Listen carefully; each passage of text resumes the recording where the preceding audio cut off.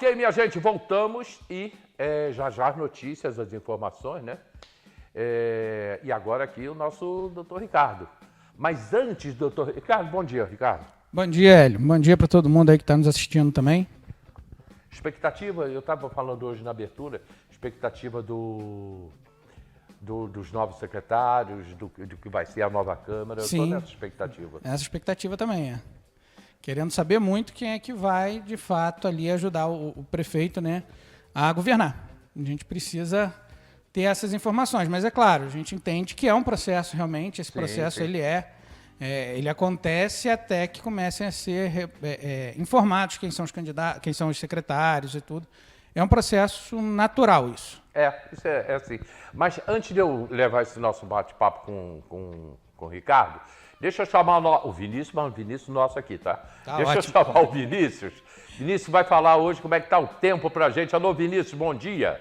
Bom dia, Hélio Carracena, bom dia a todos assistindo a Diário TV, e a previsão do tempo para esta quarta-feira, dia 30, não é muito das melhores, porque vai seguir aí essa semana de chuvas, né, tá chovendo bastante nesse período, né, nesse finalzinho de outubro aí, chovendo bastante, e a previsão é que a temperatura mínima tende a chegar na casa dos 11 graus, né, e devido ao declínio ficar mais frio, né, enquanto fica aí nessa expectativa de chove no mole aí, a temperatura máxima pode chegar à casa dos 30 graus devido a uma elevação, segundo o IMET, né? Então está previsto aí por uma manhã e uma tarde com muitas nuvens e pancada de chuva isolada, e a noite segue do mesmo formato. Então, se for transitar aí, lembre-se do casaco e o seu guarda-chuva, né? Porque nesse período aí vai chover bastante. É com você, Hélio. Obrigado, Vinícius. E ele ontem acertou, ele falou: leve o guarda-chuva. Eu não levei o guarda-chuva, me molhei. Também não, me molhei bastante.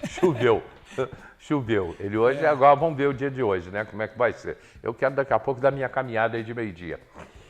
Essa expectativa que a gente tá, isso é uma coisa normal, né? É você aguardando os novos vereadores. Hoje a professora Amanda daqui a pouco vai estar aqui no programa, se aguardando aí a participação e como vão atuar os novos vereadores. E o novo secretariado, que eu falava hoje, que o secretariado é fundamental para um grande governo. Sim, é fundamental. É ele quem conduz o dia a dia, né? O prefeito, na realidade, ele é a parte política do governo, mas a parte técnica, a parte que está conduzindo, a parte que coloca ali a mão na massa, toma as decisões importantes ali, é o secretariado, né? Ele é que vai fazer com que as coisas funcionem ou não. E isso também depende muito da própria questão também em relação à governabilidade. O que é isso? Com certeza, os vereadores pressionam para ter os seus secretários ali, terem pessoas ligadas a eles e tudo. E isso tudo o prefeito tem que observar. E por que eu digo que é governabilidade? Porque se ele simplesmente fecha as portas e diz não vai entrar ninguém aqui que o vereador queira nada disso, ele fecha as portas da Câmara. Ele não governa. E aí ele não governa, entendeu? Então isso é um trabalho estratégico muito importante para que ele consiga ter um governo bem montado, que possa produzir bem, ainda que tenha ali algumas interferências dos vereadores em si. Eu não vou entrar na área federal, no governo federal, porque o nosso assunto aqui é um município, né? Mas isso hoje é uma coisa que está acontecendo com o Lula. Sim. O Lula, o ano passado, ele tentou, eu vou usar o termo comprar, né? Ele tentou comprar o Centrão. E o que é o Centrão? É um grupo de políticos, de muitos partidos, que formaram o chamado Centrão. Então ele precisava de apoio, então ele entrou com verbas parlamentares. Só que essas verbas parlamentares não chegou. O governo de Lula está inviabilizado. Ele não está conseguindo governar. Ele não está conseguindo. E assim, o Centrão realmente ele é extremamente forte dentro do Congresso. Né? É o maior ali. E muita gente que você nem percebe que faz parte desse grupo, mas que faz. E se ele não deixa, se ele não toma as decisões dentro do Congresso, nada disso, inviabiliza qualquer governante. E assim, no município é a mesma coisa. Se você tem um grupo muito forte dentro da Câmara, em que o prefeito ele não tem como interferir no seguinte sentido de eu tenho um grupo que tem uma ideologia junto com a minha, que trabalha junto comigo, que quer fazer uma cidade melhor comigo, se ele não consegue esse grupo junto com ele na Câmara, é inviabilizado o governo. E aí não consegue produzir. Porque a gente pensa muito, né, por ser um país presidencialista, a gente pensa muito que o presidente tem um poder gigantesco, o governador, o prefeito, eles têm poder sim, mas eles sozinhos não conseguem. Eles precisam do Congresso, eles precisam da Assembleia Legislativa no Estado e precisam no município das câmaras de vereadores. Porque a Câmara é quem vai fiscalizar, a Câmara é quem vai fazer o orçamento, a Câmara é quem vai aprovar o orçamento, a Câmara é quem vai colocar emendas para fazer alguma coisa, né? Então, se você não consegue trabalhar junto com a Câmara, e para mim um dos maiores erros que o Vinícius cometeu nesses anos, né, além de outros, mas um dos maiores erros dele foi exatamente não dar importância à Câmara. Isso inviabilizou o governo dele completamente. Ele achou que conseguindo decisões judiciais ele resolveria o problema dele, só que a justiça não é igual à Câmara. A Câmara ela tem um poder gigantesco de governar, de ajudar a governar. O judiciário ele não faz isso, até porque ele não tem legitimidade para isso. Então ele dá uma decisão aqui favorável, uma liminar ali, mas isso não é o suficiente para governar. E foi o que aconteceu com o Vinícius. Quando ele não tinha mais argumentos jurídicos para ele conseguir resolver judicialmente, e ele não tinha mais apoio nenhum na Câmara, ele não conseguiu mais fazer nada. E aí ele poderia fazer o que fosse. Aí ele começou a fazer o quê? O que, infelizmente, muitos governos fazem. Começa a dar cargo a toque de caixa, sim, achando que vai conseguir alguma coisa. Não vai. O vereador recebe aquele cargo, usa aquele cargo muitas vezes indevidamente, porque ele está ali para conseguir um cabo eleitoral, para conseguir um apoio, né, no grupo dele para ele conseguir voto, mas ele não está nem um pouco preocupado mais com o prefeito. E aí o prefeito não consegue fazer nada. Às vezes fica no cargo, mas governar ele não consegue mais. Hoje eu estou fazendo a comparação com o governo Lula, que você tem... É porque o nosso país, ele é muito... A nossa população ela é muito despolitizada. Ela não está nem aí, principalmente essa faixa que está na tua idade. Sim. Essa faixa que está aí nos seus 50 anos, meu Deus, esse pessoal está muito despolitizado. Eles não querem saber absolutamente nada. O Brasil está estagnado. O nosso país ele parou. Uhum. As estatais dando um prejuízo enorme, todas no vermelho, todas trabalhando no vermelho. O dinheiro não está circulando porque tem um enorme déficit. Eu vou voltar para o município. Tem um enorme déficit. Então, só que as pessoas não prestam atenção nisso, não estão vendo o que está acontecendo. E no município, também pode acontecer isso. De repente, o município, como foi o caso do Vinícius, paralisou o município. Paralisou, exatamente. Isso pode acontecer. Isso acontece, isso tem acontecido normalmente. Né? E quando você tem, e é exatamente isso, quando você tem uma população que não está preocupada com isso se torna, é muito mais difícil você governar e governar bem. Porque quando você tem uma população junto contigo, essa população está forçando a Câmara a trabalhar, ela está forçando o trabalho a acontecer. E aí o prefeito ele pode, inclusive, chegar e falar assim, eu não preciso, e isso pode acontecer sim, eu não preciso ter aqui um secretário que só tem um interesse político ali, que tem o interesse de conseguir voto para um vereador, nada disso. Mas eu tenho um secretário que é técnico, que tem ideologia junto com a minha, e a população está junto, porque a população está vendo, a população está pressionando, a população está mandando fazer, a população está dizendo o que ela quer, e aí ele consegue fazer.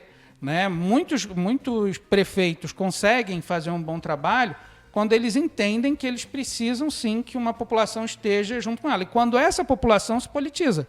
Né? Quando ela está politizada, consegue. A gente vê muito isso na história, porque hoje, infelizmente, também nos Estados Unidos, o povo americano também deu menos importância à política lá.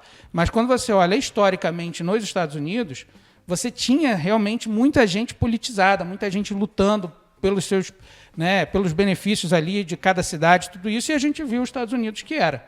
Hoje eles estão passando pelo mesmo processo que a gente, infelizmente.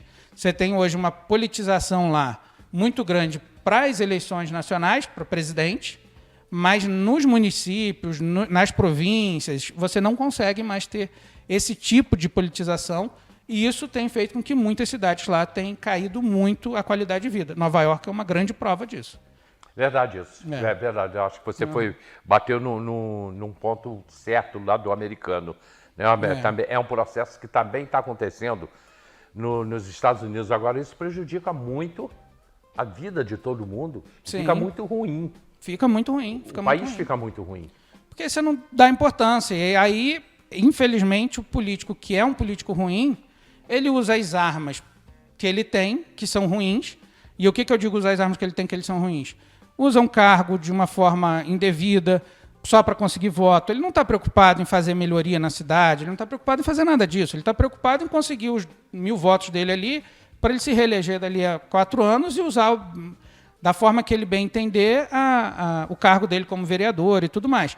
Então, e aí se a população não está politizada até para ver esse tipo de situação e pressionar, e mandar mudar, e mandar fazer diferente, aí a gente começa a ter um governo muito apático, né, que é o retrato de uma sociedade apática politicamente.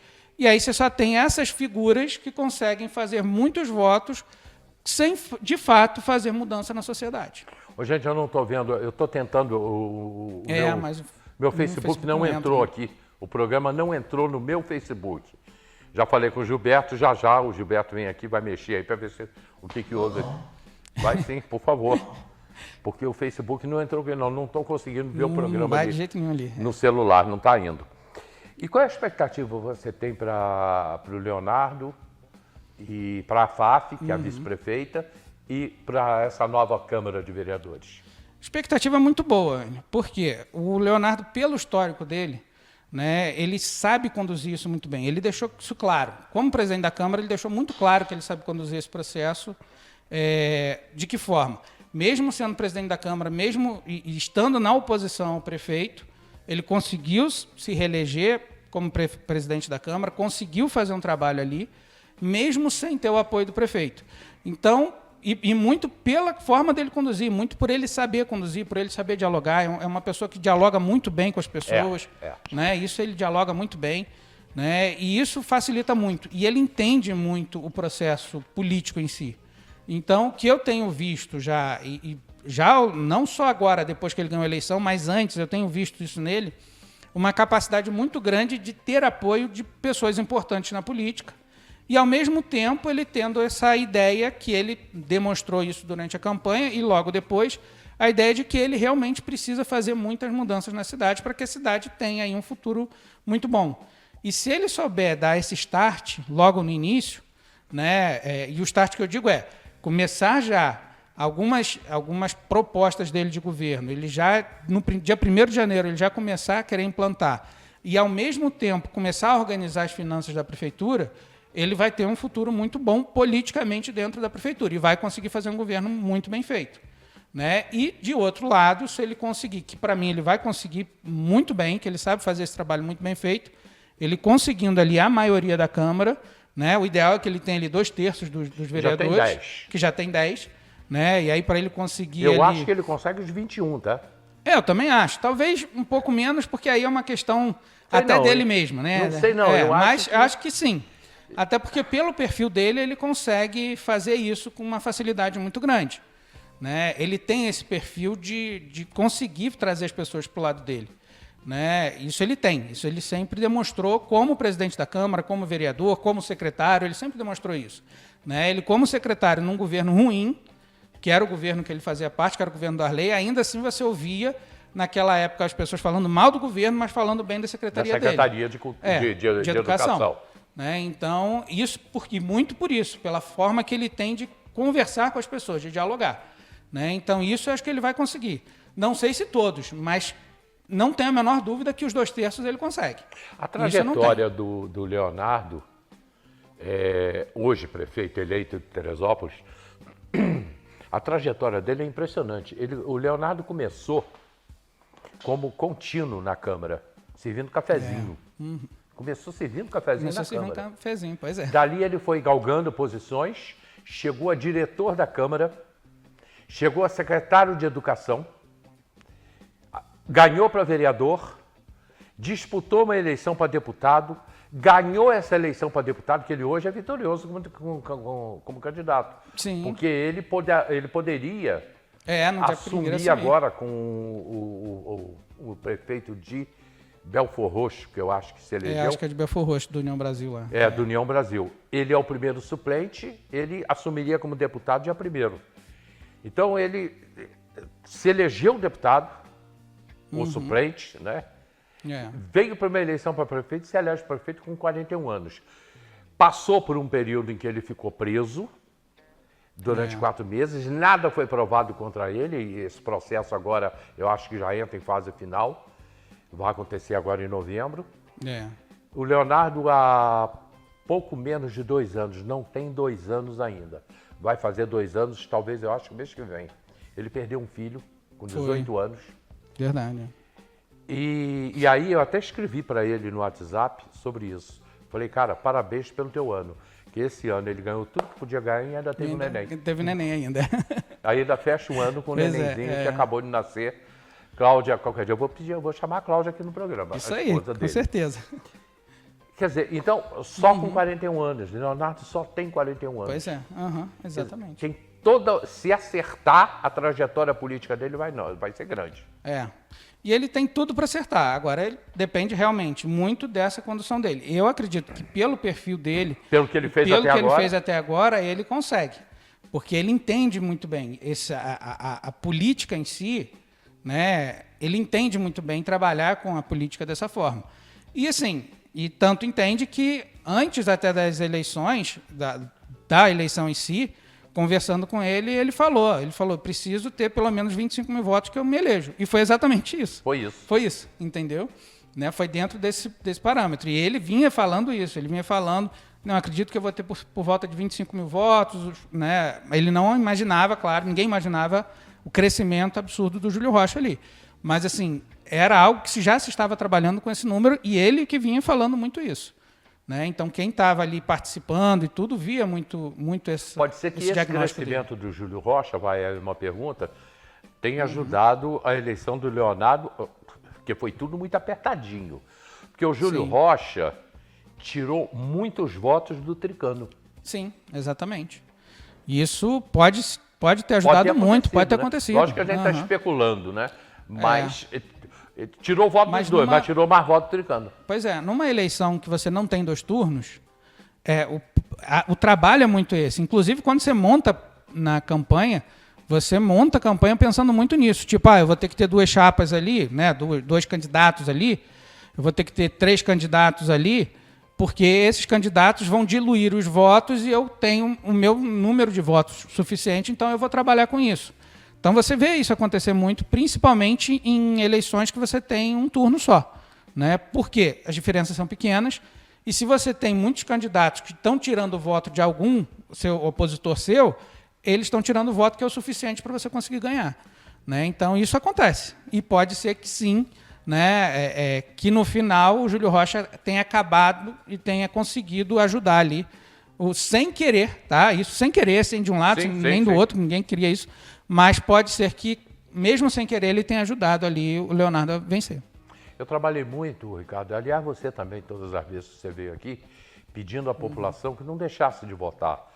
E a gente teve aí a média de 30% de pessoas que não votaram, que anularam ou que votaram em branco. Só que agora a gente vai partir, e essa eleição já começou por uma eleição para deputado estadual e federal. Sim, exatamente. E aí eu queria que você falasse sobre isso, o quanto nós precisamos de deputados.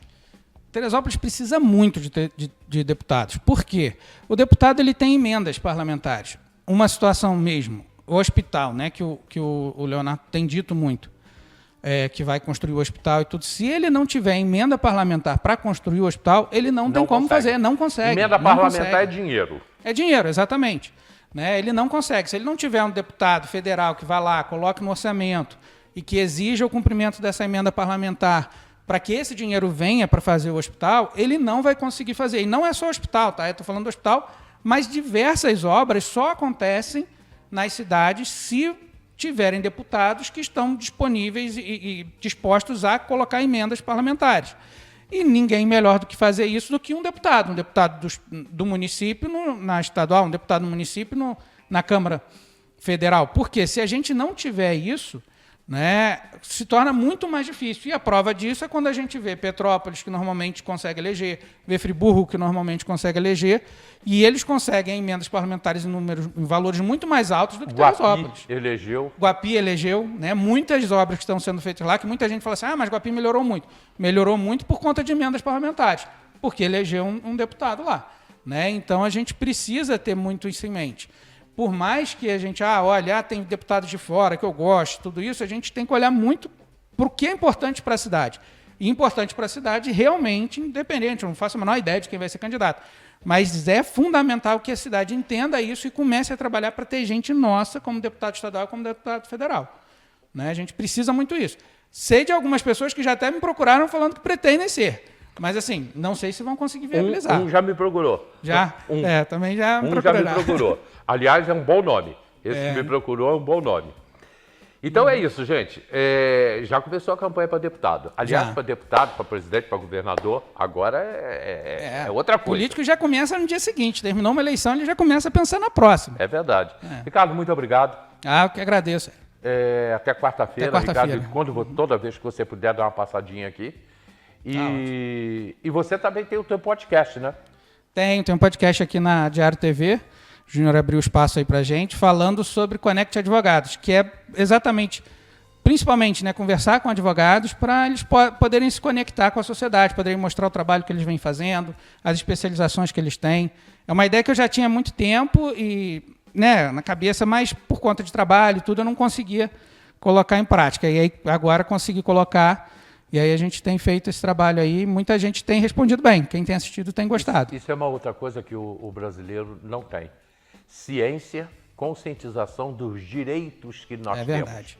Nós temos direitos em tudo.